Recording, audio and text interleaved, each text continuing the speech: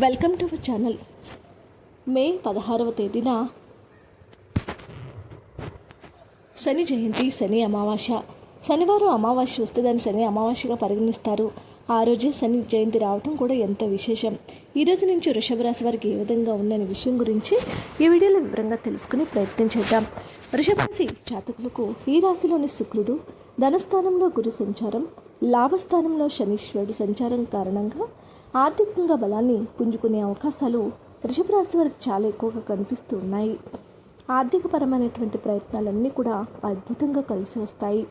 ఆకస్మికమైనటువంటి ధనలాభానికి కూడా అవకాశం ఉంది. కీలక విషయాల్లో ఎంతో సుఖ సంతోషాలతో సాగిపోబోతూ ఉంది.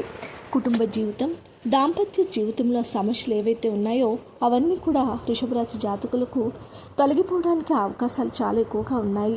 అన్యోన్యత కూడా పెరుగుతుంది. ఇతరులకు వీలైనంతగా ఆర్థిక సహాయం కూడా అందిస్తారు. ఇప్పుడు తీసుకునే నిర్ణయాల వలన మంచి ఫలితాలు కూడా పొందుతారు. ఆరోగ్యం మీద శ్రద్ధ పెట్టడం అనేది చాలా చాలా అవసరము. ఆదాయానికి ఏ విధమైనటువంటి డోకా అనేది ఉండదు. కుటుంబ సభ్యుల యొక్క సహాయ సహకారంతో ముఖ్యమైనటువంటి పనులు ఏవైతే ఉన్నాయో అవన్నీ కూడా పూర్తి చేసేస్తారు. అన్ని పనుల్లోనూ కూడా అడ్డంకులన్నీ తొలగిపోయి కీర్తి ప్రతిష్టలు కూడా పెరుగుతాయి. వృత్తి, ఉద్యోగాలన్నీ కూడా సజావుగా సాగిపోయే అవకాశాలు చాలా ఎక్కువగానే కనిపిస్తూ ఉన్నాయి. వ్యాపారాల్లో కూడా లాభాలు నిలకడగా ఉంటాయి.